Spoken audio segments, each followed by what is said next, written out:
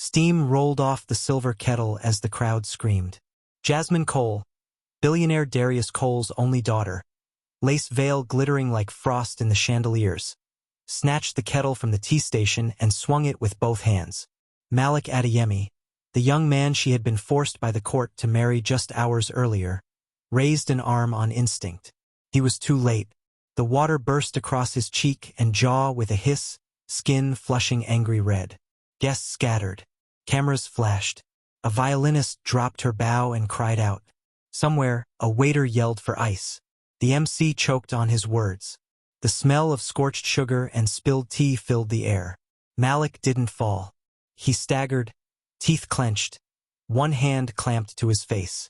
For a heartbeat he looked straight at Jasmine through the steam, as if searching for the girl beneath the diamond veil.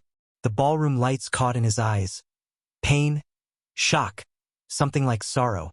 Jasmine's voice shook. "I told you I would never be your wife." "Jasmine!" Darius Cole thundered from the head table, rising so fast his chair slammed the floor. "Security!" Two uniformed guards hesitated, glancing from the richest man in the room to the young groom in a borrowed tux and the bride in couture. The news bloggers at the back sprinted forward, phones high. Guests gasped. Someone shouted that an ambulance was on the way. Judge Ijeoma, the stern woman in a navy gown who had signed the court papers that morning, pushed through the panic. "No one touches the groom," she said, voice iron calm. "Not unless he asks for help." She looked to Malik. "Do you?" Malik nodded once. His lips were white. "Ice," he managed. "Please." A server rushed forward with a bucket. The room buzzed. Cameras kept rolling. Jasmine stood frozen, kettle dangling from her fingers, the tip still trembling and ticking as droplets slid off. Her veil slipped, catching on one jeweled earring. In the strange quiet that followed, the jazz band, lost and desperate, played 3 confused notes and went silent. "Arrest her," Darius said, stabbing a finger at his daughter. "Assault." The judge didn't blink. "Mr. Cole, sit down." Darius sat, fighting for breath he couldn't control. The empire he had built across Lagos and Atlanta. Cargo planes, warehouses, cold chain trucks, an app on every phone. Couldn't hush the whispers sliding through the hall like smoke. Jasmine's chest rose and fell. Her hands shook now that the kettle's weight was gone. "I warned them," she whispered almost to herself. "I warned all of you." Malik lowered the ice to look at her. Steam had already lifted from his cheek. The skin was angry and wet. "Why, Jasmine?" he asked softly. "Why this?" Her eyes filled but didn't fall. "Because they turned my life into a sentence." Judge Ijeoma's gaze moved between them. "Then we will tell the truth here now." She turned to the cameras without fear. "Let the record show what brought us to this moment." The MC, sensing this was bigger than decor and playlists, stepped aside. The crowd shifted in closer. Outside, sirens wailed, rising and fading like waves. The judge's voice carried. This marriage was not born of love, not yet. Came from a ruling. The ruling came from wrongs. And those wrongs. She stopped, glancing at the door as it opened and a late guest hurried in, breathless and pale, clutching a manila envelope stamped with an unfamiliar seal. "Judge," he called. "From Fulton County. Urgent." Every head turned. The judge took the envelope, slid it with a nail, and read 2 lines that changed her face. She lifted her eyes to Jasmine and Malik. "This changes everything," she said. The room held its breath. And just like that, the night that began with boiling water froze, hanging on a cliff where one more word could send every life inside that ballroom plunging into a new kind of storm. 2 months earlier, the court had not yet touched their names. Jasmine Cole walked through the glass lobby of Cole Global in Lekki, heels crisp on marble, the Atlantic light spilling across a living wall of vines. She was 24, whip-smart, used to doors opening. She spoke American TV English on calls with Atlanta and warm Nigerian English with the staff who called her Madam Jazz. She could check a profit loss spreadsheet in one window and a fashion boutique cart in another, both eyes sharp. That day, A delivery truck had stalled outside the loading bay. Hot air shimmered. Men shouted around a raised hood. A lean young mechanic in coveralls wiped his hands on a rag and leaned into the engine, jaw set. He had come with his own tools and a quiet confidence that made the drivers stop talking and watch. Jasmine had somewhere to be and little patience for delays. She stepped outside, the heat wrapping her shoulders. "What's taking so long?" she called. "I said these meds must leave in 10 minutes. The mechanic didn't look up. "It's the fuel pump relay," he said calm. "I'm bypassing it, ma'am." "Bypassing?" She bristled. "Are you even certified? Who hired you?" He straightened then, meeting her eyes. His gaze was steady, not rude. "Malik Adeyemi," he said. "Owner of Adeyemi Auto and Electrical. Your dispatcher called me." Jasmine saw the grease on his sleeves, the sun-browned hands, the cheap watch with a cracked face. She also saw the ring of drivers listening, judging her tone, and she hated being judged by people who didn't know how hard she worked to be seen as more than a billionaire's daughter. "Do it faster," she said coolly. He didn't flinch. "If I rush, it fails on 3rd Mainland Bridge. Then your meds sit in the sun. I'll be done in 5. There was a small smile in his voice, because he knew he was right. Something in Jasmine tightened. "Then be done in 4. That would have been the end. 2 sharp people crossing for a minute, if not for the scandal that followed. A week later, a video of Jasmine at a rooftop party was everywhere. Someone had filmed an argument with a club hostess. The clip, chopped cruelly, made it look like Jasmine had said, "People like you don't belong in places like this." She hadn't said that. She had said, "People who lie don't belong in places like this," referring to a reservation mix-up. But edits are knives. The internet bled. There were calls to boycott Cole Global. Hashtags rose. Activists assembled outside the Lagos depot with signs that called her names. A chain of cold trucks backed up on the street, horns layering like a bad choir. A scuffle started near the gate. A bottle flew. A security guard fell, head striking the curb. Malik was passing by with a rebuilt alternator in his trunk. He saw the guard go down. He saw panic. He pulled over. With 2 other men he didn't know, he lifted the guard into the shade. He barked orders that sounded like leadership. He tore his own shirt to wrap the bleeding.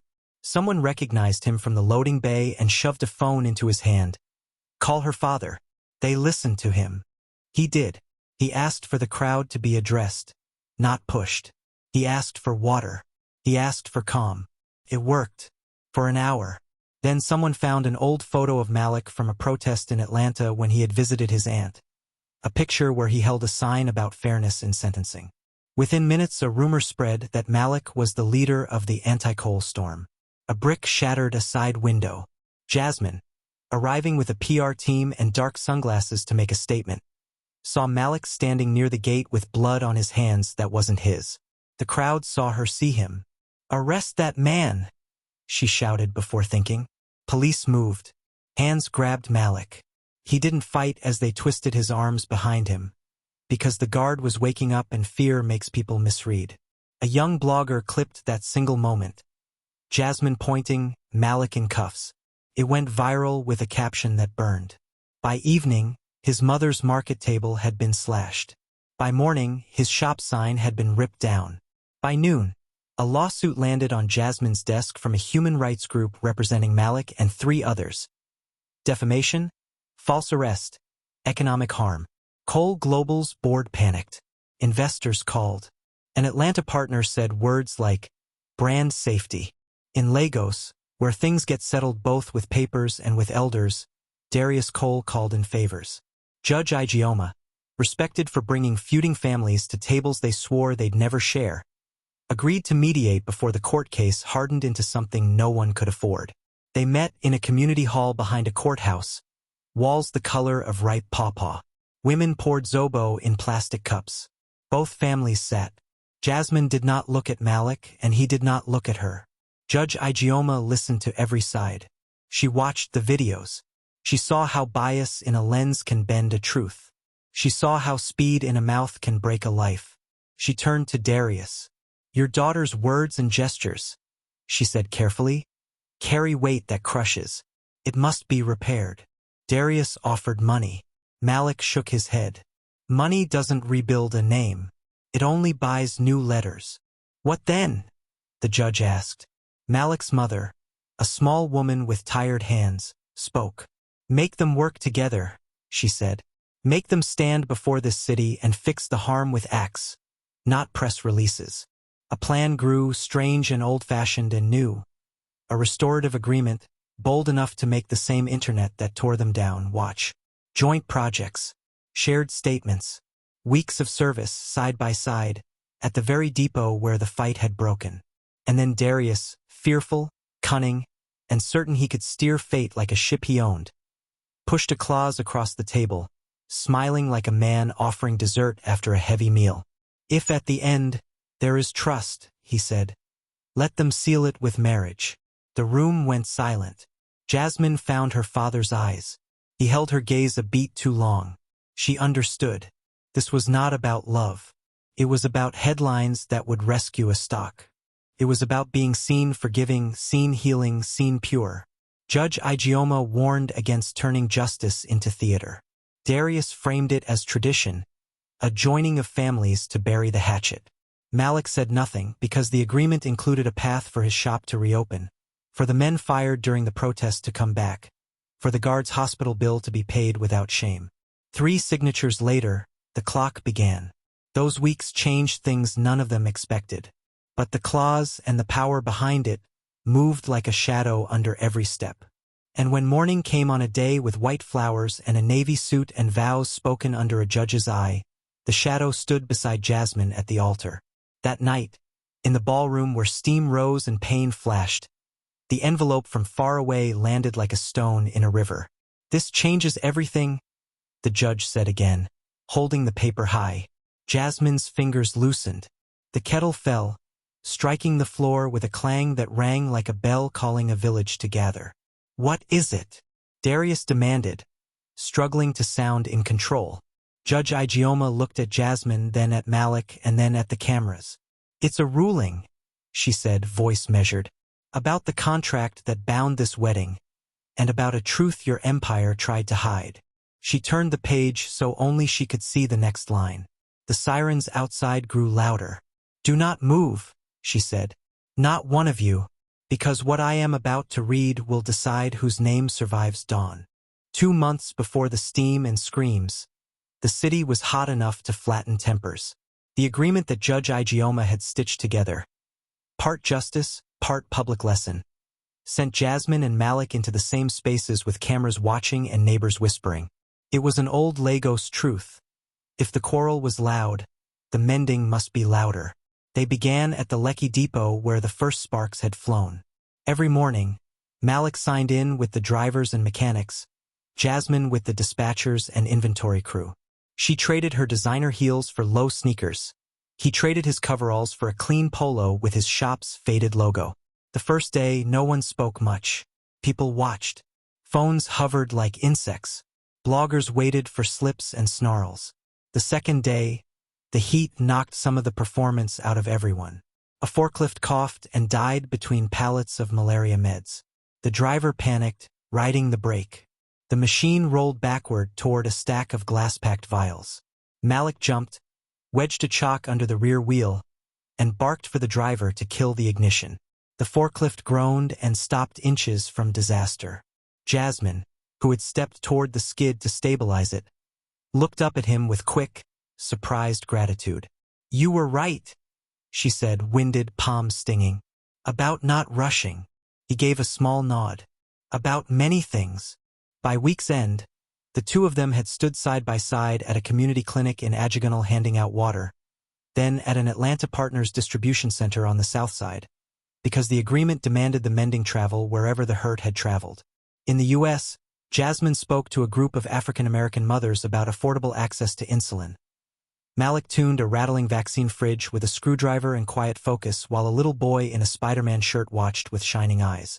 The boy's grandma, Miss Bernice, patted Jasmine's hand and said, People mess up. They also stand up. At night, the internet kept count. Some accused Jasmine of acting. Some accused Malik of chasing fame. Others, louder by the day, said maybe both were trying. Darius studied the metrics like he studied freight rates. He smiled when a chart rose. He frowned when a headline used the word forced next to marriage. He told the PR team to lean on tradition. Two families healing, public service. Love can follow duty. Judge Ijeoma sent a different message each time she checked in. Do the work. Let work speak. Work did speak. It also revealed what money hid. On a Lagos afternoon heavy with rain that wouldn't fall, Jasmine found herself alone in a tiny side office off the warehouse floor. She had come in to pull last year's maintenance logs to prove a point in an investor call. The cabinet stuck. She tugged. The whole top drawer slid out too far and clattered onto the floor, paper snowing everywhere. Among the mess, a manila folder landed face down. When she flipped it, she expected oil-stained service records. Instead, she found printed screenshots of direct messages from a month ago, an editor's name she recognized from a gossip blog, a burner account that sent the rooftop clip, an attached transfer receipt from a shell company to a woman called Shade K. The memo line, exclusive party footage. Her throat went tight. That old clip had been the match. Someone had bought the match, placed it in a hand, and filmed the fire. She pressed her fingers to the desk and made herself read every line. There was no company letterhead. There didn't need to be. The routing numbers led to an account she'd seen in a finance audit. A crisis spend pool her father used when he didn't want questions. A cooler head might have said it proved nothing. A daughter's head saw a shape she knew too well. Darius did not wait for storms. He invited specific clouds if they promised rain that watered his crops. Her phone vibrated. A message from the PR director. Reminder, soft interview with Sunrise Lagos tomorrow. We push community healing. No questions on the marriage clause, if you stick to the language. Jasmine stared at the folder, then at the message, then at the rainless sky through the high window. Her stomach felt like it remembered the feeling of falling even though she was standing still.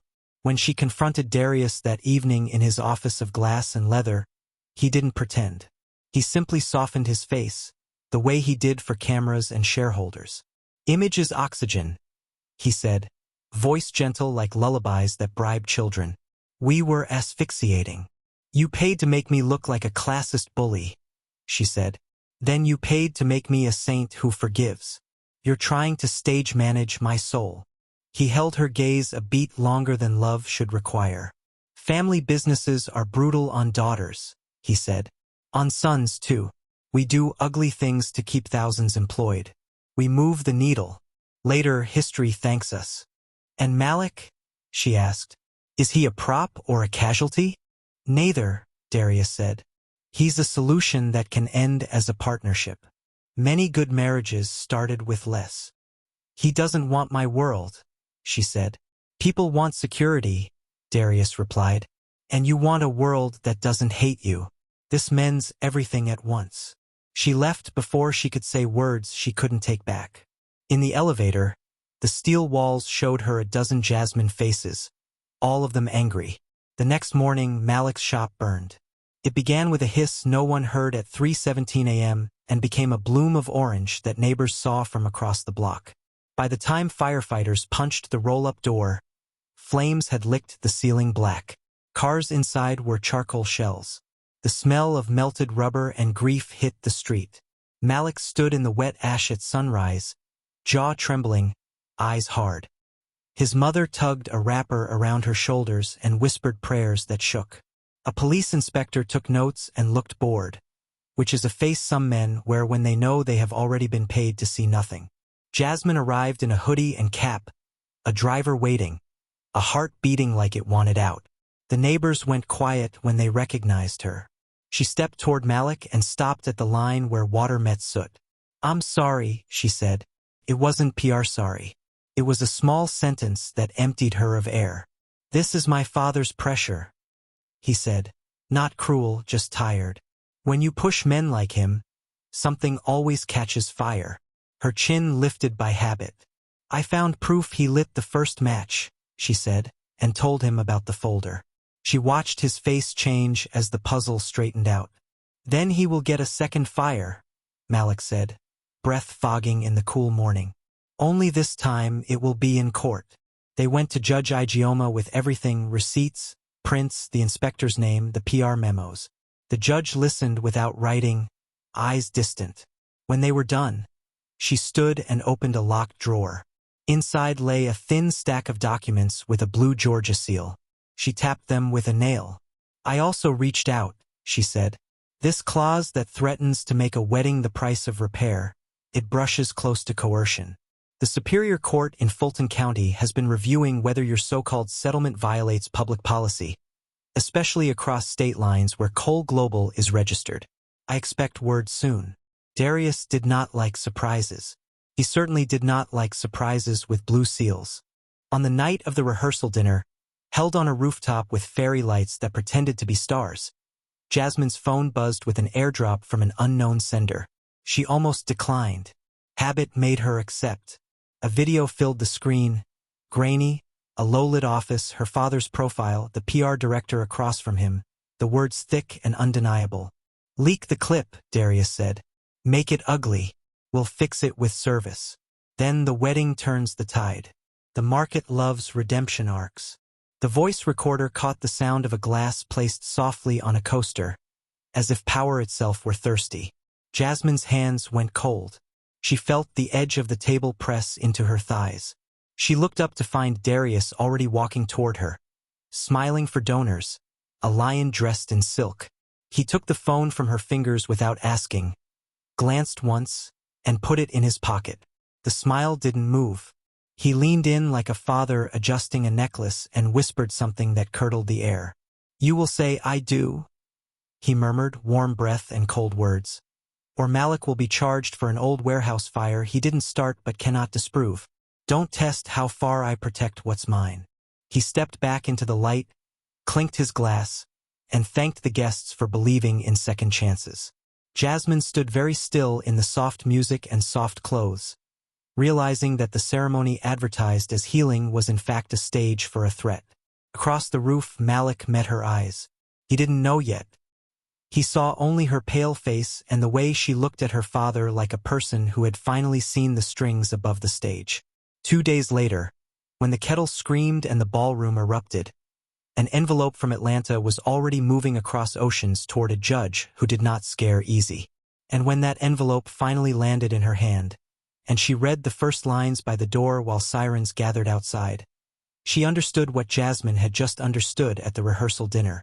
The marriage was never the point. The truth, ugly and documented, was. Judge Ijeoma looked up at the room that had frozen mid-breath and said the words that snapped every eye to her mouth. "The court in Georgia has issued a restraining order." She didn't finish. The ballroom lights flickered twice and went out. A single emergency lamp blinked to life, red and mean. Somewhere near the back, a door slammed. Someone ran. A scream rose in the dark. The ballroom descended into chaos. A woman screamed again, somewhere near the buffet table. Another voice shouted, "Call the police!" Though half the guests were already on their phones, their glowing screens did nothing to pierce the sudden darkness. The chandeliers above, so bright a moment ago, hung lifeless and cold. Judge Ijeoma's voice cut through the panic. "Everyone remain where you are."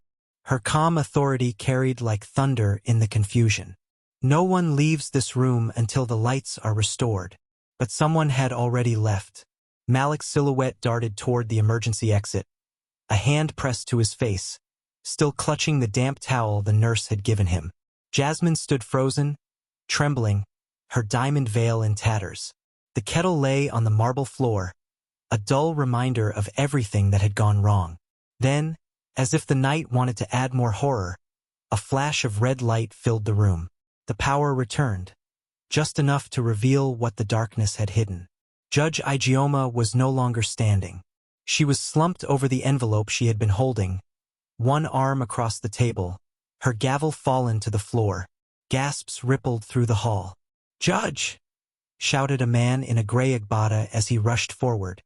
Malik turned instantly, instinct overcoming pain. He and Jasmine reached her side together. The judge's breathing was shallow, her eyes half open. The seal from Georgia lay beneath her hand, edges damp from spilled tea. She's alive, Malik said, checking her pulse. But she needs help. Within seconds, paramedics who had been on standby outside, thanks to Darius Cole's obsession with public appearances, stormed in with a stretcher. "Clear the space," barked one of them. Jasmine stepped back, dazed, watching as they lifted the judge's limp form. The envelope slipped from her grasp. Malik caught it. The wax seal had already cracked. "Give that to me," Darius snapped, his voice low but sharp. "That's court property." Malik's eyes burned. "Court property doesn't belong to men who buy judges." Darius's jaw clenched. "Careful, boy. Boy," Malik repeated, his voice deep with controlled fury. "You burned my shop. You ruined my name. You tried to use your daughter as a PR stunt. And now you're calling me boy." The guests around them fell into a stunned silence. Someone in the back started recording again. The cameras that had been turned off earlier were suddenly live once more. Jasmine's eyes flickered between her father and Malik, the man she had just scarred and the man her father had destroyed long before she ever threw that kettle. The paramedics rushed the judge out of the hall. The moment the doors swung shut behind them, Darius turned on his daughter. "You've embarrassed me before the world," he hissed. "You think this circus won't cost us millions? You have no idea how deep you've fallen." Jasmine straightened slowly, tears streaking through her makeup. "No, father," she said. "You have no idea how much lower you're about to fall." He laughed, hollow and cruel. "You think that boy can fight me? I own this city." Malik stepped forward, blood seeping through the bandage on his cheek. "Then it's time the city saw who really owns you." He held up the torn envelope. The cameras zoomed in. "This," he said, "is from the Superior Court of Georgia. And before your lawyers or your money can bury it, the people will hear it." Jasmine nodded, her voice trembling but steady. "Read it, Malik." Darius lunged forward. "You wouldn't dare." "Oh, he will," Jasmine cut in, her voice sharp now, slicing through the air. "You forced me into this marriage. You blackmailed me with a lie. You even framed him for arson. I'm done being your puppet." Malik tore the envelope open fully. The paper inside bore the seal of the United States Court, bold and official. He began to read aloud.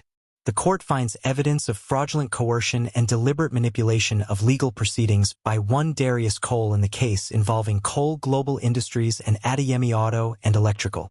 It is hereby ordered that any contractual arrangement, including the forced marriage agreement between Jasmine Cole and Malik Adeyemi, is null and void pending investigation. Furthermore, the court authorizes an immediate inquiry into the misuse of company funds for personal influence within the Lagos judiciary." The room erupted. Gasps, murmurs, shocked faces. The media cameras that had been rolling for the glamorous wedding now captured a scandal of international magnitude. Darius's face drained of color. You can't use that here. That ruling has no jurisdiction." Malik met his gaze. "It doesn't need to. The truth travels faster than the law." Jasmine stepped closer to her father. "Everything you've built was a lie, wasn't it? You made me marry a man you tried to destroy, just to fix your image. You burned down his dream to keep yours standing." The billionaire's mask cracked. "You ungrateful child," he spat. "Everything I've done was to protect this family." "No," she said quietly. "Everything you've done was to protect yourself." For a long moment, the hall went silent except for the faint sound of rain beginning to fall against the windows. Reporters whispered, flashes popped, and Malik folded the court letter carefully into his pocket. "I'm taking this to the press," he said, "and to the police." Darius laughed again, but the sound was unsteady. "The police? Do you really think?" "Enough," Jasmine interrupted. She turned to the guests. "You've all seen what happened tonight. You've seen who my father really is. But if there's one thing I've learned, it's that truth has a way of surviving even money." Her voice trembled, but she stood tall. "If anyone here values justice more than power, help me make sure this never happens again. To any woman, to any man, to anyone." A murmur of support rippled through the room. Several journalists nodded. Even some of Darius's business associates began to drift toward the exit, careful, quiet, calculating. Darius looked around and saw the tide turning against him. For the first time, real fear crept into his eyes. He turned sharply toward the doors where the judge had been carried out, as if hoping to find some way to reclaim control. But outside, blue and red lights were already flashing. Sirens grew louder. Malik turned to Jasmine. "It's over," he said softly. "Your father can't silence us anymore." Jasmine nodded, tears sliding down her cheeks. "No, Malik, it's just beginning." Because as they watched, 2 uniformed officers stepped into the hall. Not to arrest Darius Cole, but to approach Malik. "Mr. Malik Adeyemi," one of them said, his tone official and grim. "You are under arrest for the arson of your auto shop and for the attempted murder of Judge Ijeoma Akwu." The crowd gasped. "What?" Jasmine screamed. "That's impossible." The officer showed a warrant signed, sealed, and dated 2 hours before the wedding had even begun. Malik stared at the paper, then at Darius, who finally smiled again. Slow, triumphant, poisonous. "Did you really think," Darius murmured, "that I'd let a mechanic destroy an empire?" The officer stepped forward, cuffing Malik's hands behind his back as flashbulbs exploded like lightning. Jasmine's scream echoed through the hall. And as the rain pounded harder against the windows, Darius Cole whispered to no one in particular. "Now we finish this on my terms." Rain hammered against the tall glass windows of the Cole mansion that night as police cars idled in the driveway. Their sirens silenced, but their lights still flashing red and blue through the storm. Inside, Jasmine sat alone in her room. Makeup smeared, veil torn, phone buzzing non-stop on the nightstand. Every news channel was replaying the same footage. The wedding gone wrong, the boiling water, Malik's arrest, her father's expression when the court letter was read. Each headline cut deeper than the last. Billionaire's daughter attacks groom during forced marriage. Lagos court drama ends in arrest. Judge collapses amid Cole family scandal. Jasmine muted the television, trembling as she replayed the moment Malik was taken away. The shock on his face, the disbelief in his eyes. He hadn't fought back, not even when they shoved him into the car. That calm, steady dignity of his haunted her more than the sound of boiling water hitting skin. The door opened behind her. She didn't turn. "You're proud of yourself, aren't you?" Darius stepped in, unbothered, holding a glass of scotch that glimmered under the soft chandelier. His white shirt was spotless, his gold cufflinks catching the light. "I protected my family, Jasmine. That's what a father does." "Protected?" She turned, her voice breaking. "You ruined an innocent man's life.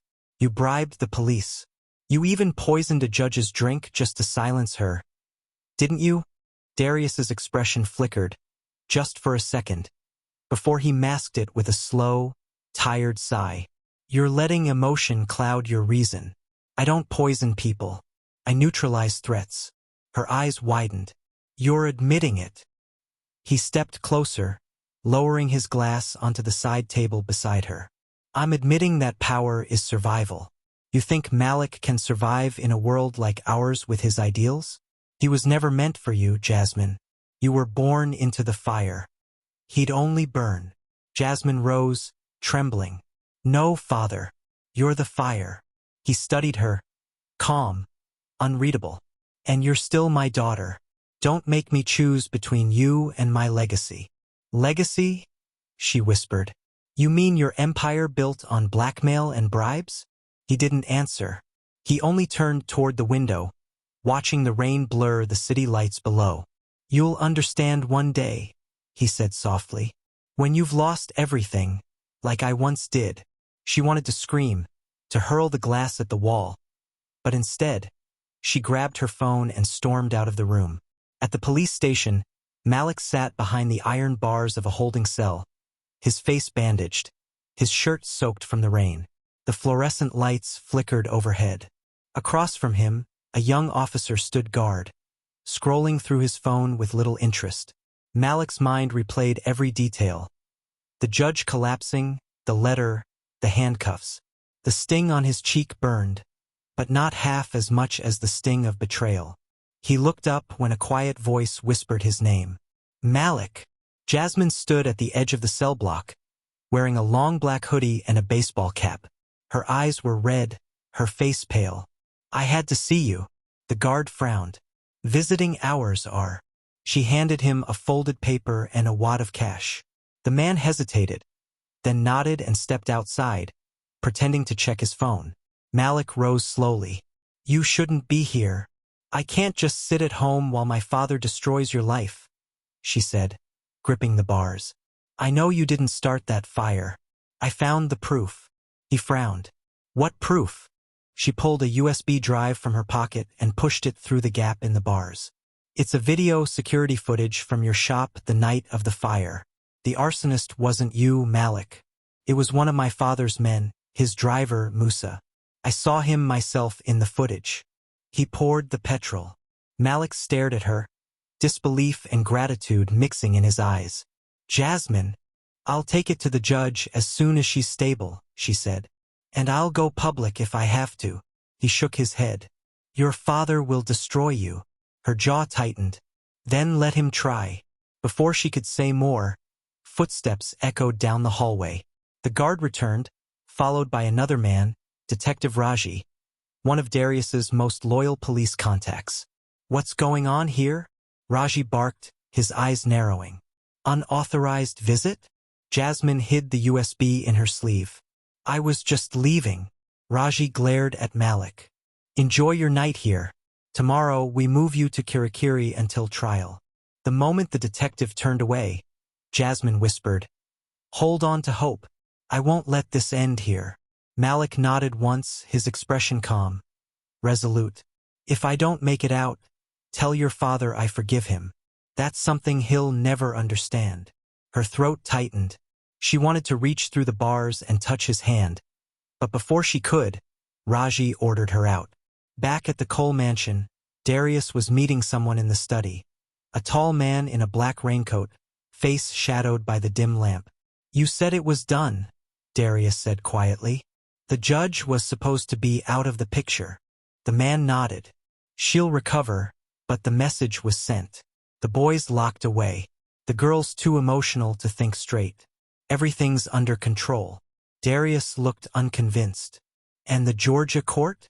Already handled, the man replied. Our people will delay it for months. By then, the narrative will change. But as he spoke, his phone vibrated. He glanced at the screen and frowned. Sir, the video's online. Darius turned sharply. What video? The garage footage. The one showing Musa lighting the fire. Darius froze. Impossible. The man replayed the clip. Grainy, time-stamped, undeniable. And the worst part, Jasmine's voice narrating over it. My father framed an innocent man to protect his empire. Darius's scotch glass shattered on the floor. Get it taken down, he roared. Now. It's already viral, the man said grimly. CNN Africa just picked it up. For the first time in years, Darius Cole felt something he couldn't control, panic. He turned toward the window, where lightning cracked across the sky, and muttered, Jasmine, what have you done? By morning, Lagos woke to chaos. The news cycle had shifted overnight. Darius's empire was under federal investigation. The police commissioner suspended several officers. Judge Ijeoma had regained consciousness and confirmed to reporters that she had indeed received evidence of judicial interference. Outside the courthouse, protesters gathered with signs reading #Justice for Malik and #End Forced Marriages Now. Inside a dim holding cell, Malik listened to the chants echoing through the cracked windows. For the first time since his arrest, he smiled faintly. Then he heard keys jingle. The cell door opened. Mr. Adeyemi, a young officer said, breathless. You're free. Court ordered your release. Malik blinked. What? The charges were dropped. Someone came forward with proof. The judge signed the order herself. Malik stepped out, his hands trembling slightly. Outside, a crowd was waiting. Cameras, reporters, strangers cheering. And standing among them, soaked from the rain but smiling through tears, was Jasmine. She ran to him, her black hoodie clinging to her frame. "You're free," she whispered, her voice cracking. "You're finally free." He looked at her with quiet gratitude. "You risked everything." "I had to," she said. "It's the least I could do." The crowd around them erupted with applause. Malik took her hand gently, despite the bandage on his face, and for a brief, fleeting moment, it seemed like the nightmare was over. But in the distance, behind the sea of flashing cameras, a black SUV sat idling, with Darius Cole inside, his eyes cold and fixed on them both. He lifted his phone to his ear and said just one chilling sentence. "If she wants to burn my empire, then I'll make sure she burns with it." The line went dead, and the rain kept falling. Drop your thoughts in the comments. If you're loving this story so far, don't forget to hit that subscribe button, like the video, and share it with your friends. More shocking twists are coming in the next chapters. Stay tuned. The next morning, Lagos buzzed like a hive hit with a stick. News vans parked along the gates of Cole Global. Reporters jostled for interviews. Protesters waved banners demanding justice for Malik and accountability for the rich. Inside the marble lobby of the Cole Tower, security men in black suits formed a wall around Darius Cole. He moved with slow, calculated dignity, as though chaos was a weather pattern that would pass if he simply refused to acknowledge it. But deep down, he knew the storm was only beginning. His secretary hurried beside him. "Sir, CNN Africa, Arise TV, and BBC are requesting live statements." The stock dropped 8% overnight. "The Attorney General's office just froze 2 of your accounts." Darius didn't look up. "Schedule a press conference for noon. I'll remind them who built this country's logistics backbone." The secretary hesitated. "Sir, your daughter is live on Sunrise Lagos right now." He stopped. "What did you say?" "She's in the studio, talking about the corruption inside Cole Global." Darius's jaw flexed. His reflection in the elevator glass looked older suddenly. His temples grayer, his eyes harder. "Get the car," he said. At the Sunrise Lagos studio, Jasmine sat beneath the bright lights, her voice calm, steady, but trembling around the edges of truth.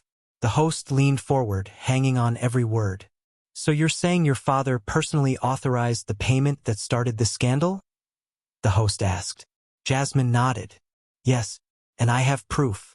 He wanted to control the story. He orchestrated everything from the fake scandal to the forced marriage. Malik was just collateral damage. The host blinked. "And you're not afraid of the consequences?" Jasmine inhaled deeply. "Fear built this empire. Truth will tear it down." The audience behind the glass clapped softly. Just as the host opened his mouth to ask another question, the studio doors burst open. Darius Cole strode in, flanked by 2 of his bodyguards. Cameras swiveled, flashes exploded. "Cut the broadcast," shouted the producer. But the host didn't stop recording. "Ladies and gentlemen," he said quickly, "we seem to have an unexpected visitor." Darius forced a smile as he faced the cameras. "Good morning, Lagos. My daughter is confused. She's emotional. Our family will handle this privately." Jasmine rose from her chair. "Stop lying, father," she shouted. "You poisoned a judge, burned a man's business, and framed him for crimes you committed." Gasps filled the room. Darius stepped closer. His voice dropped to a hiss meant only for her. "You think the public's love will save you? When the world gets bored, they'll move on, and I'll still own everything." But Jasmine didn't flinch this time. "Not anymore." She turned toward the main camera. "Dad, tell them about the offshore accounts. The ones registered under Cole Trading Foundation. The same ones you used to bribe officials." The audience murmured. The host's eyes widened. "Is that true, Mr. Cole?" Darius's hand twitched, but before he could speak, a phone on the producer's desk buzzed loudly. The screen flashed. "Breaking news. Warrant issued for Darius Cole's arrest." The studio froze. Jasmine looked at her father. "It's over." Darius's smile faltered, then returned, cold and brittle. "You think a piece of paper will stop me? The police don't arrest power. But for once, he was wrong. As he turned toward the exit, two uniformed officers stepped through the doorway, blocking his path. "Mr. Darius Cole," said the taller one, "you are under arrest for obstruction of justice, bribery, and attempted murder." The cameras caught everything. The handcuffs clicking shut, the flash of panic in Darius's eyes, the way he still tried to lift his chin and smile for the flashing lights. Hours later, the city buzzed with celebration. Jasmine's interview was replayed on every major network. Cole Global's board called an emergency meeting and voted to suspend Darius indefinitely. But Jasmine couldn't celebrate. Not yet. She drove straight to the hospital where Judge Ijeoma was recovering. The judge's face was pale, but her eyes were alive, sharp as ever. "You did well, my dear," the judge said softly. "You've restored not just one man's freedom, but faith in something people thought was lost." Jasmine bowed her head. "I didn't do it alone. Malik believed in justice even when no one else did." The judge nodded slowly. "He reminds me of your mother, unyielding. You know, she once stood in this same courthouse, refusing to sign papers your father demanded."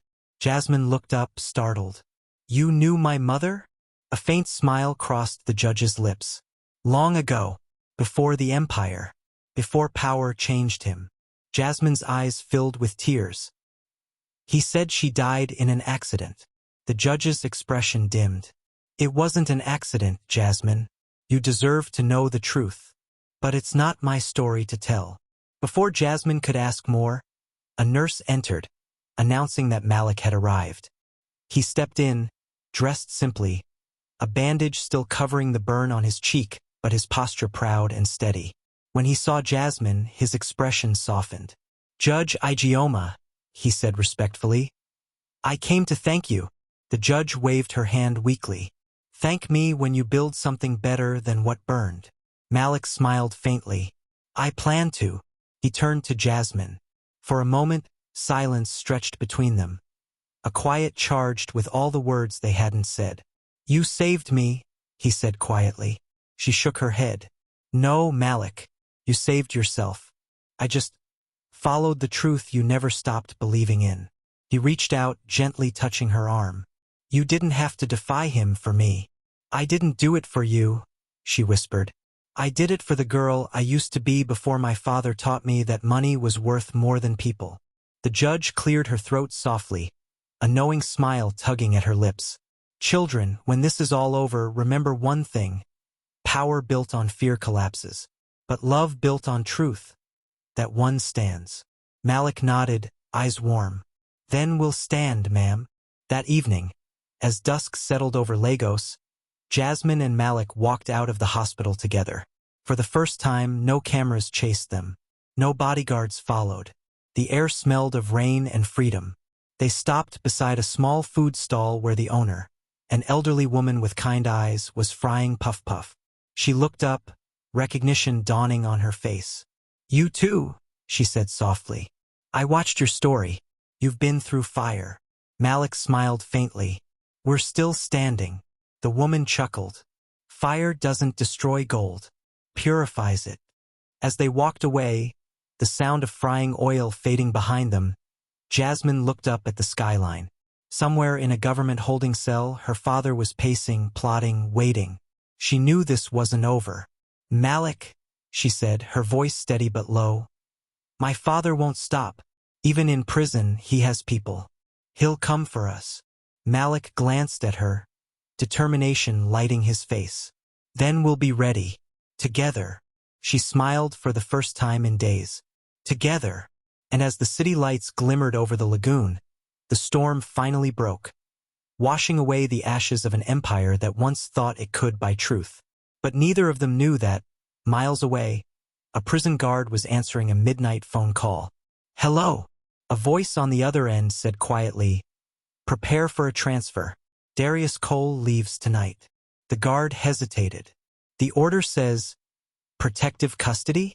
"Yes," the voice replied. "But you and I know what that really means." The line went dead, and outside, thunder rolled again. The midnight sky over Lagos cracked open with thunder as the convoy rolled quietly through the back road leading to Ikoyi prison. 3 black SUVs, windows tinted, engines purring low. Rain blurred their outlines, and in the middle vehicle sat Darius Cole, hands cuffed, eyes burning like coals in the dark. Beside him, an officer pretended to scroll through his phone, but his other hand was resting near a holster. The air inside the car was heavy with tension. "You know this isn't real protective custody," Darius said finally, voice low, almost conversational. The officer didn't respond. Darius smiled faintly. "I've built this city's arteries. I know how things move. If someone wanted me dead, they'd just let the rain wash it away and say my heart stopped." Still, the officer stayed silent. Then Darius leaned forward. "Tell your boss I don't die in vans. I buy them." The officer's jaw tightened, but before he could reply, the driver's radio crackled, static slicing through the hum of the tires. "Convoy 2, what's your 20? We lost visual." The driver frowned. "We're on." The sentence ended in a burst of gunfire. Bullets shredded the lead car's windshield. Screams filled the radio. The second SUV swerved, tires screeching on wet asphalt. The officer drew his gun, shouting, "Ambush! Ambush!" Darius ducked low as glass exploded around him. He didn't scream, just smirked like a man who expected chaos to arrive exactly on schedule. The driver slammed on the brakes, but another vehicle blocked the road ahead. Men in black raincoats surrounded them.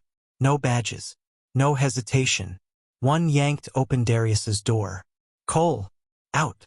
The officer aimed his gun, but the man shot first. The sound was deafening in the narrow road. The officer fell forward, lifeless. Darius stepped out, hands still cuffed, his eyes scanning their faces through the rain. "You're late," he said. A tall figure in a dark trench coat stepped forward, pulling down his hood. It was the same man who had visited Darius in his mansion days before. "Plans changed," he said. "The Americans froze your accounts. Too many eyes on you now." Darius frowned. "You said you had this handled." "We did. Until your daughter went live on national TV." The man's voice was calm, but sharp. "You've become a liability, Mr. Cole. The kind of problem we don't keep around." Lightning lit up the road for a second. Darius saw 3 guns aimed at him. Then he smiled.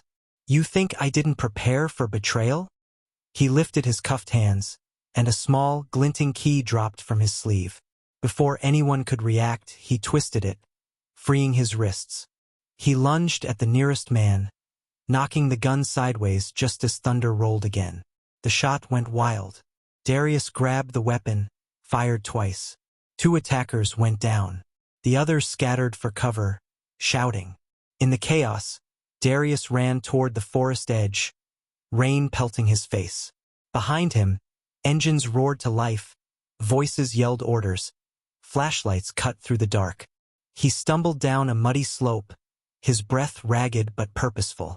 When he finally reached the riverbank, a black speedboat was waiting, exactly where he had arranged it weeks ago, just in case. A man in a rain poncho stepped out. "Mr. Cole, hurry!" Darius climbed aboard, soaked and furious. "Get me out of this cursed country." The boat roared to life, slicing through the dark river like a knife. By the time the police arrived at the ambush site, they found only bodies, bullet shells, and an empty van. Darius Cole had vanished. The next morning, Jasmine woke to a knock on her hotel door. She'd been staying under another name since the threats started, but fear had become a constant hum beneath her ribs. She opened the door to find Malik standing there, wearing a plain gray shirt and holding a newspaper. His expression was grave. "You haven't seen this yet, have you?" he asked quietly. She took the paper. Headline: Prison Ambush, Darius Cole presumed dead. Subtext: Convoy attacked during transfer. 3 officers killed. Body of billionaire not recovered. Jasmine sank onto the bed, her hands shaking. No, that can't be true." Malik sat beside her. "There was an explosion near the river. They think he drowned. But the body—" "There's no body," she said quickly, eyes flashing. He's alive. I know him. He doesn't die. He plans. Malik hesitated, then nodded. I thought the same. They sat in silence, the rain still whispering against the windowpane. Finally, Jasmine spoke. If he's alive, he'll come for us. He'll come for everything. Malik turned toward her. Then we need to stop running and start fighting. But this time, we don't fight alone. She frowned. What do you mean? He unfolded a printed sheet from the newspaper. A statement from Cole Global's board of directors. Effective immediately, the company will be placed under federal audit. A joint task force will investigate all past financial records and criminal allegations involving Mr. Darius Cole and his affiliates. The investigation will be led by an independent counsel, Justice Ijeoma Aku. Jasmine exhaled in relief. The judge recovered? She's back, Malik confirmed. And she's ready to finish what your father started. For the first time, Jasmine smiled faintly. Then maybe there's hope. That afternoon, they met with Judge Ijeoma at her temporary office in the courthouse. She looked frail but determined, her left hand wrapped in gauze. You both have something rare, she told them. The power of truth. But truth means nothing without strategy. Darius Cole still controls people, politicians, judges, even media houses. He'll try to rewrite this story again. We can't let him. Malik nodded. We'll cooperate fully, whatever it takes. Jasmine added, I have access to his offshore files. Passwords, backups, he used me to hide his money. I can trace every illegal transfer. The judge smiled. Then we move fast. Once those accounts are frozen permanently, he'll have no fuel left to burn. As they spoke, none of them noticed the man sitting in a parked car outside the courthouse. He wore a delivery cap, his face half hidden behind sunglasses. In his hand, a phone vibrated. A message appeared on the screen. From DC. They're meeting now. Ijeoma leads. Wait for my signal. The man's lips curled into a smirk. He started the engine and drove away. That night, Jasmine and Malik returned to her hotel room after hours of meetings and interviews. She poured tea while he reviewed documents spread across the table. You ever think about what comes after all this? She asked softly. Malik glanced up. After the fight? Yeah, she said. After the lies, after the pain. What happens when it's quiet again? He smiled faintly. Maybe I'll rebuild the shop. But this time I'll call it something new.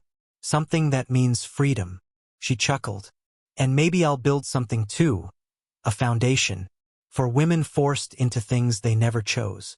He nodded slowly. I'd invest in that. They shared a quiet smile that said more than either dared put into words. For a moment, peace seemed possible. Then, boom! The window shattered inward. The shockwave knocked them both to the floor. Smoke and dust filled the room. The air smelled of burning fabric and metal. Jasmine! Malik shouted, pulling her to her feet. Are you hurt? She coughed, eyes watering. No, I'm fine. What was that? Before he could answer, the hallway outside filled with the sound of running footsteps and alarms. Then, through the smoke, a red envelope slid under the door. Malik froze. Don't touch it. Jasmine stared at it. The wax seal stamped with a symbol she recognized instantly.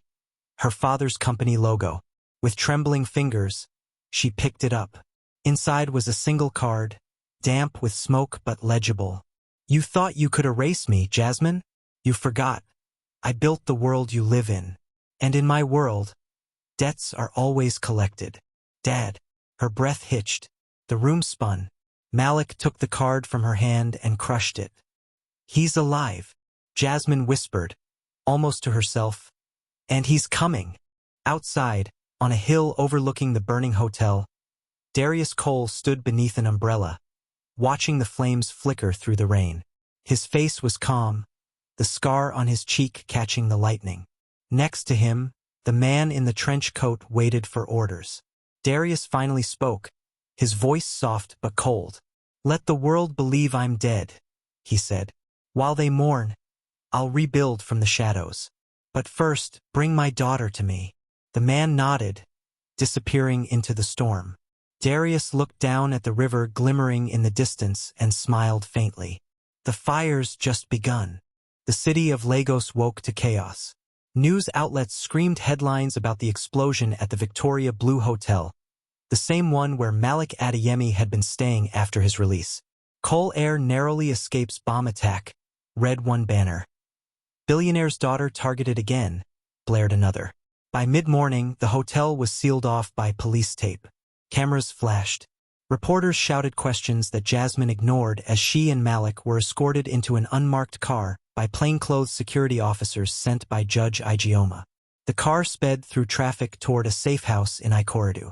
Inside the vehicle, Jasmine sat in silence, her eyes hollow. Malik watched her hands shake. "He's alive," she said finally, her voice flat. "He wants me dead." Malik reached over and covered her trembling fingers. "No, he wants control. Death is just another way he tries to get it. But we won't give him that." She turned to look at him, and for the first time since the explosion, something flickered in her eyes. A small, tired flame of courage. "Then what do we do now?" Malik's gaze hardened. "We fight back, but we do it the right way through truth and proof. The judge's task force is working fast. Darius has money hidden in 9 countries. If we expose those accounts, he loses everything. Power can't hide without money." Jasmine nodded slowly. "Then let's make sure he never buys silence again." At the federal high court that afternoon, Judge Ijeoma addressed her team. Her voice, though still hoarse from the poisoning, carried the weight of iron. "We've traced 10 offshore accounts belonging to Cole Global's dummy corporations," she said, tapping the files laid out on the table. "We'll need authorization from Interpol and the U.S. Treasury before we can freeze them all. The problem is, our informants say Cole's men are already moving the funds." "Moving them where?" Malik asked. "Cryptocurrency," replied one investigator. "They're using shell wallets in Dubai." Jasmine stood, her jaw tight.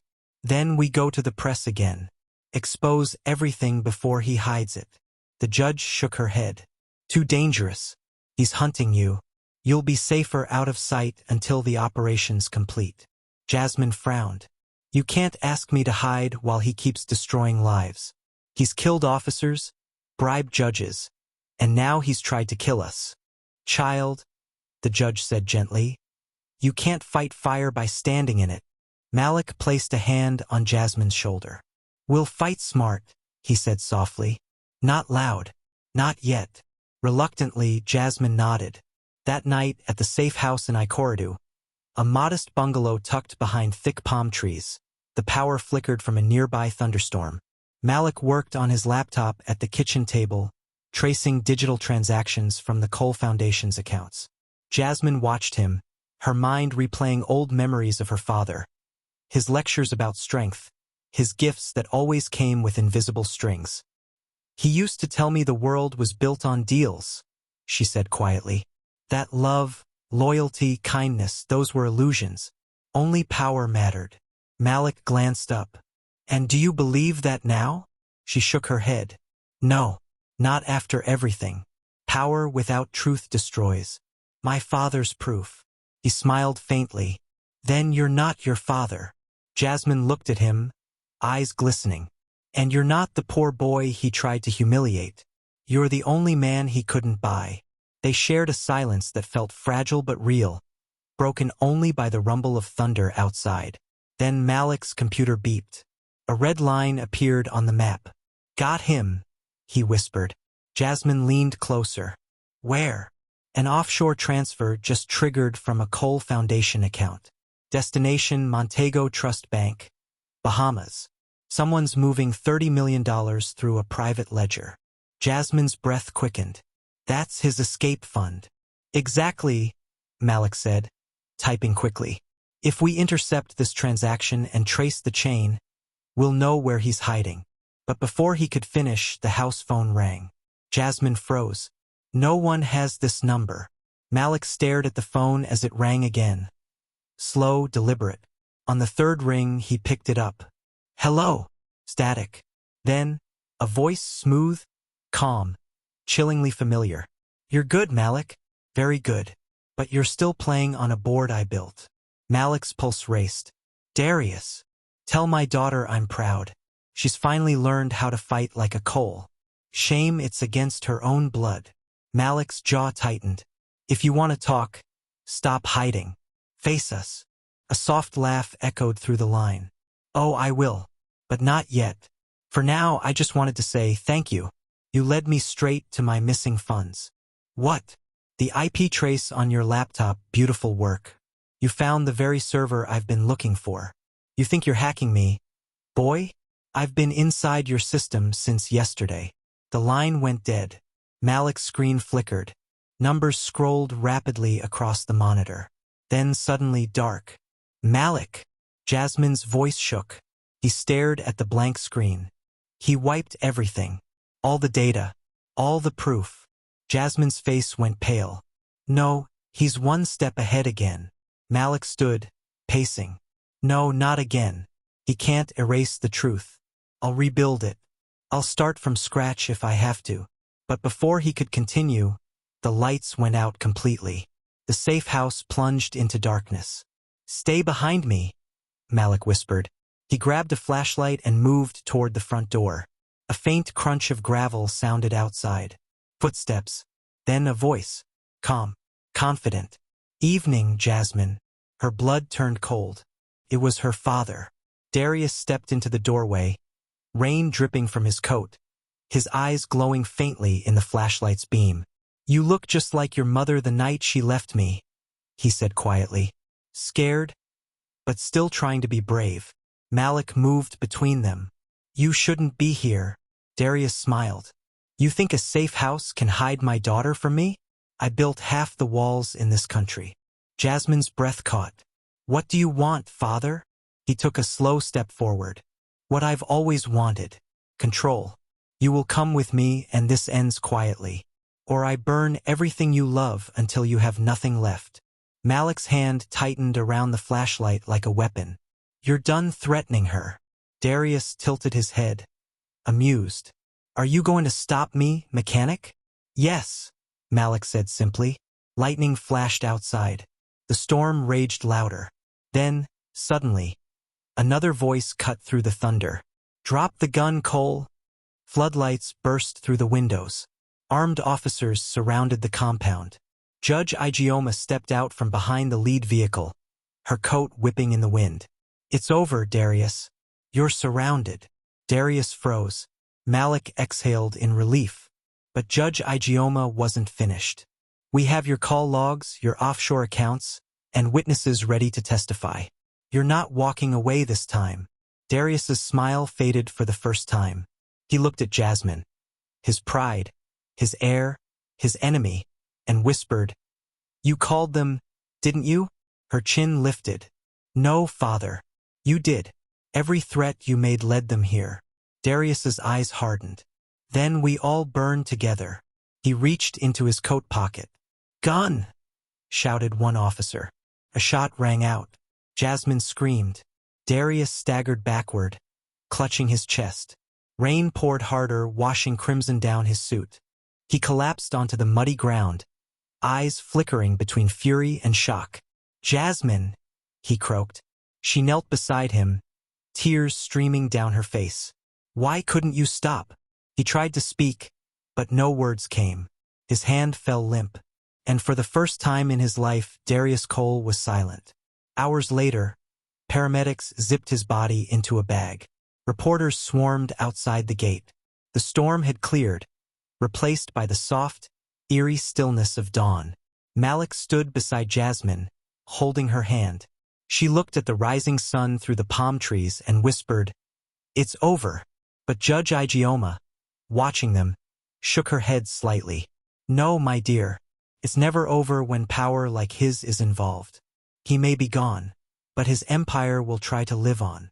Jasmine turned to Malik, her eyes fierce again. Then we'll finish what he started. We'll rebuild everything he destroyed, but with truth this time. Malik nodded. Together, they walked away from the wreckage, their silhouettes framed by the new morning light, two survivors stepping out of the ashes of an empire that once believed itself untouchable. But behind them, Inside the ambulance, the medic checking Darius's pulse frowned. "Wait," he whispered. He leaned closer. The faintest flicker of a heartbeat echoed under the stethoscope. Darius Cole's eyes opened, just a sliver, and a ghost of a smile touched his lips. The rain had stopped, but the city still smelled of smoke. The dawn that followed Darius Cole's death felt strange. Too calm, too bright for what had just happened. Jasmine sat on the veranda of Judge Ijeoma's residence, wrapped in a white shawl, her eyes fixed on the horizon. She hadn't spoken much since the night before. Malik came out quietly, 2 steaming mugs of tea in hand. He placed one beside her. "You haven't slept," he said softly. She shook her head. "Sleep feels wrong. My father's gone, but I can't stop thinking. What if he isn't?" Malik sat beside her. "The medics confirmed it. The judge confirmed it. He's gone, Jasmine." She turned to him, her eyes haunted. "You don't understand. Darius Cole doesn't die. He plans. Every move, every word, even his failures, he designs them." Malik hesitated. "You think he faked it?" "I know he did," she whispered. "He was too calm before he was shot, like he wanted it to happen." Before Malik could respond, Judge Ijeoma's driver appeared at the doorway. "Ma, you're needed. The federal investigators just called. They say the accounts have been drained." Jasmine's head snapped up. "Drained? How?" Judge Ijeoma came out of her study holding a folder. "The crypto wallets, every one of them is empty. Someone accessed them hours before the raid. The digital signature matches Darius Cole's." Malik's stomach dropped. "That's impossible. He was bleeding out. Or pretending to," Jasmine said darkly. The judge sighed, her face lined with concern. "Interpol confirmed multiple offshore transfers last night. The final transaction ended in Cape Town. Whoever did this had help." Jasmine clenched her fists. "He's alive. I knew it." Judge Ijeoma gave her a long look. "Then we find him before he starts again." 2 days later, a private jet landed quietly on a secluded airstrip outside Cape Town. The air shimmered with desert heat. From the jet stairs descended a tall figure in a beige coat and sunglasses. His face still pale, a faint scar across his chest where the bullet had grazed him. Darius Cole. He adjusted his coat, wincing slightly, then nodded to the man waiting beside a black SUV. "Is it ready?" The man, his loyal associate from Lagos, bowed slightly. "Yes, sir. New identity. South African documents. The accounts are secured in cryptocurrency wallets only you can access." "Good," Darius murmured. "And the girl?" The man hesitated. "She's with Judge Ijeoma and that mechanic. They're under federal protection. Lagos is calling it the rebirth of justice." Darius smirked. "Justice is an illusion people buy when they can't afford revenge." He got into the SUV, glancing out the window as the airstrip faded behind them. "She thinks she's won," he said softly. "But Jasmine was my greatest creation. Even when she defies me, she's building my legacy." Back in Lagos, Jasmine and Malik were called to the courthouse for a media conference. The federal task force had officially dissolved Cole Global, splitting its assets between charities and government control. Cameras flashed as Judge Ijeoma spoke. "Today marks a new era. Justice cannot be bought, and truth cannot be silenced. The era of corruption and manipulation that plagued our courts ends now." Reporters applauded. Jasmine stood beside Malik, smiling politely. Yet beneath her calm expression, she felt uneasy. A voice in her mind whispered, "This is too easy."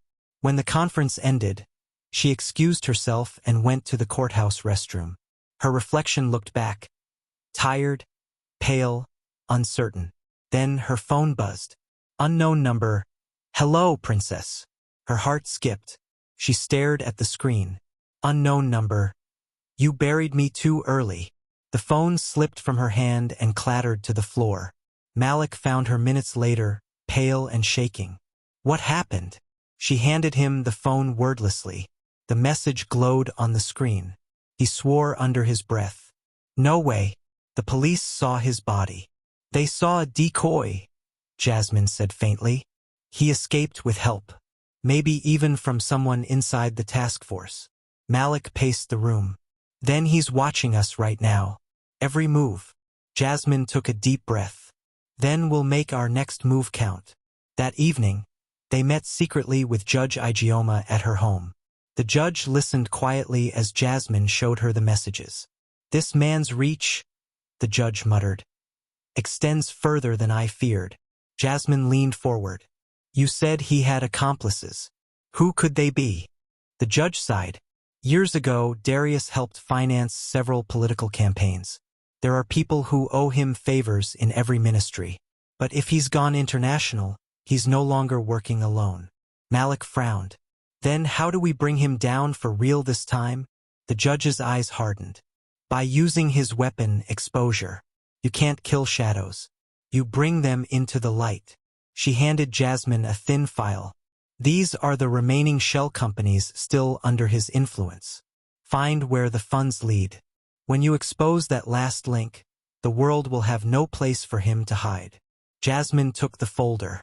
Then let's finish this. Meanwhile, in Cape Town, Darius sat in a glass office overlooking the ocean. The same man who had helped him escape poured whiskey into a tumbler and handed it to him. Cheers to resurrection, the man said.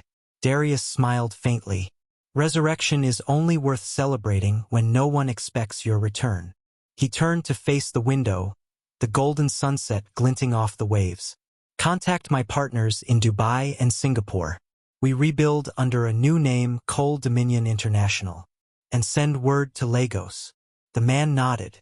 What should the message say? Darius's eyes darkened. Tell them the king is alive, and his heir is about to fall. The next morning, Jasmine and Malik sat at a computer desk deep inside a government IT facility. They were tracing one of the shell accounts when something unusual happened. Malik frowned at the screen. The IP address bounced through 3 countries. But look here. One pinged from South Africa. Jasmine leaned closer. Cape Town. Their eyes met. Before they could act, a call came through on the office phone. Malik answered. Is this Mr. Adeyemi? A clipped voice asked. Yes. This is the South African Federal Police. We've intercepted a transaction from one of Cole's shell companies. It's linked to a hotel near the V&A waterfront. Room 504. Malik's pulse quickened. You sure? Yes. And, sir, there's something else. The officer hesitated. A security guard at that hotel reported seeing a man who matches Cole's description. Alive. Jasmine grabbed the phone. Don't move him. We're coming. Ma'am, it's not safe. But the line went dead. Hours later, Jasmine and Malik boarded a flight to Cape Town under assumed names, escorted by 2 Nigerian investigators. As the plane sliced through the clouds, Jasmine stared out the window, her mind racing. Malik reached over and took her hand. You don't have to do this yourself. Yes, I do, she said quietly. He ruined lives because no one ever stood up to him. This ends where it started, with me. He squeezed her hand gently. Then we end it together. She smiled faintly. Together. At sunset, the plane touched down. Across town, in room 504 of a luxury seaside hotel, Darius Cole stood on a balcony, watching the same sunset he'd once admired from his Lagos mansion. His phone buzzed. A notification flashed across the screen. Incoming transfer from Nigeria Task Force IP. He smirked. She's coming. He poured himself a drink and whispered to the wind. Welcome to the end, Jasmine. Don't forget to subscribe, like, and share the story to help others find it. Chapter 9 is where the final showdown begins. You don't want to miss it. Cape Town shimmered under the dying gold of evening when Jasmine and Malik's plane touched down. From the moment their wheels hit the runway, tension wrapped itself around the air like wire. Every second felt borrowed. A convoy of 2 unmarked cars waited near the edge of the tarmac. South African detectives, plain clothes, grim faces. The lead officer, Captain Masiko, introduced himself with a firm handshake. Room 504, he said, climbing into the driver's seat. Our men saw him on the balcony 20 minutes ago. He hasn't left. Jasmine's heart hammered as they sped toward the V&A waterfront. The glittering lights of the harbor blurred past, so deceptively peaceful. Malik sat beside her, laptop open, tracing the last known transactions from Cole Dominion International. "He's been moving funds every hour," Malik murmured. "If we don't stop him tonight, the trail goes cold." Jasmine looked out the window, jaw tight. "We'll stop him."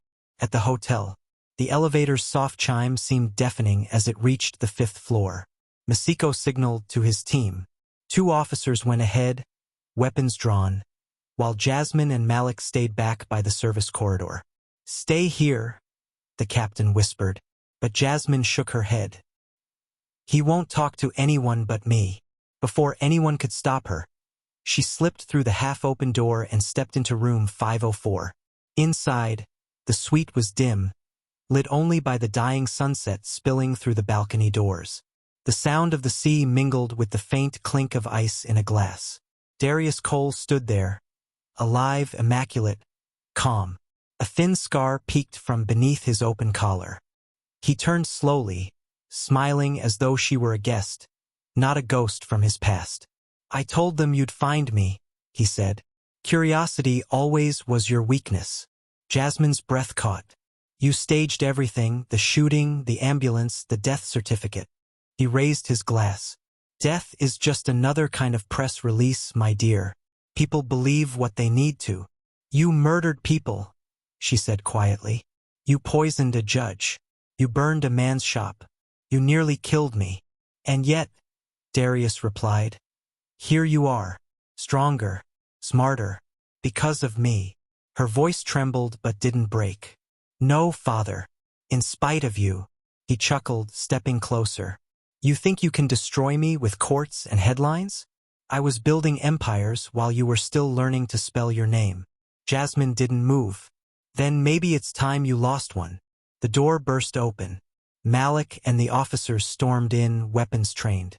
"Darius Cole, you're under arrest," Masiko barked, but Darius merely smiled. "Arrest me where, Captain? South Africa? Nigeria? The US? You have no jurisdiction here. This country was built on people like me, people who own loopholes." Malik stepped forward. "Not anymore. We traced your crypto transfers. Every coin leads straight back to you. The evidence is mirrored to 3 government servers." For the first time, Darius's smile faltered. "You've always underestimated me, father," Jasmine said. "While you were busy running, I was learning from the best. The man you tried to destroy." She glanced at Malik. "Together, we closed every exit." Darius's eyes darted toward the balcony, his last way out. "Don't," Malik warned, but Darius lunged. Glass shattered as he pushed through the doors and sprinted toward the railing. The sea roared below, dark and endless. Jasmine chased him, rain beginning to fall again in thin, silver lines. "Father, stop!" she cried. "Don't do this." He turned, breathing hard, eyes wild. "I built everything you have. You think the world will love you without my name? They'll love me for who I am," she said. "Not for what you bought." For a heartbeat, something human flickered in his face. A trace of the man he might once have been. Then it vanished. He smiled one last time. "Then keep your world, Jasmine. I'll take the deep." He stepped back over the edge. Jasmine screamed. Malik lunged forward, but the waves swallowed Darius before either could reach the rail. An hour later, the storm had passed. Police boats circled the dark water, searchlights sweeping, but no body surfaced. Captain Masiko turned to Malik. "If he survived this, he's not human." Malik looked at Jasmine, who stood drenched, staring into the endless black horizon. "He's human," she whispered. "Just a man who thought he was a god." Back in Lagos a week later, the investigation officially closed. Cole Dominion's assets were seized, the board dissolved, and the court announced the permanent suspension of all Cole global operations. At the press conference, Jasmine stood before a wall of microphones. "I spent years believing power was something inherited," she said. "But power without integrity is a curse. My father taught me what not to become." Today, we turn that curse into purpose. Reporters erupted in applause. Malik watched from the front row, pride and relief etched across his face. That night, on the rooftop of the newly rebuilt Adeyemi Motors workshop, they looked over the glowing city lights. "You think it's really over?" Jasmine asked. Malik smiled faintly. "Maybe not forever, but for now the city can breathe again." She exhaled slowly, then smiled for the first time in months. "Then maybe we can start living too." He reached for her hand. "Together. Always." They stood there as fireworks from a nearby festival lit the sky, bursts of red and gold reflecting off the lagoon. The sound of celebration carried on the wind, washing away months of fear. And for the first time, Jasmine didn't feel like her father's daughter. She felt free. But far away, on a quiet stretch of Namibian coast, a fisherman dragged his net ashore and froze. Something heavy tangled in the ropes.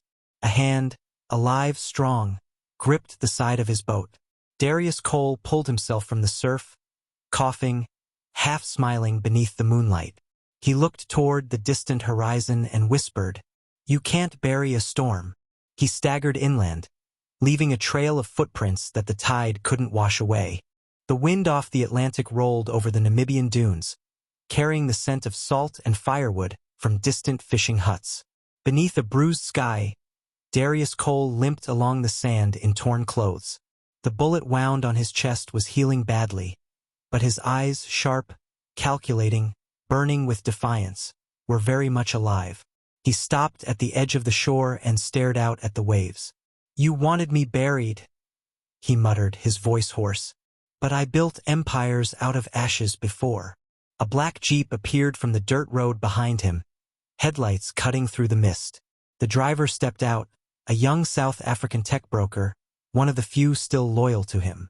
"Sir," the man said, "the world believes you're dead. There's chaos in Lagos. The company's gone, your assets are frozen." Darius smiled weakly. "Then we start again. A king who loses his crown can still forge another one." "But sir," the man hesitated, "Interpol has your face everywhere. If they find you." "They won't," Darius interrupted, his tone slicing through the air. "I'm not hiding this time. I'm rebuilding.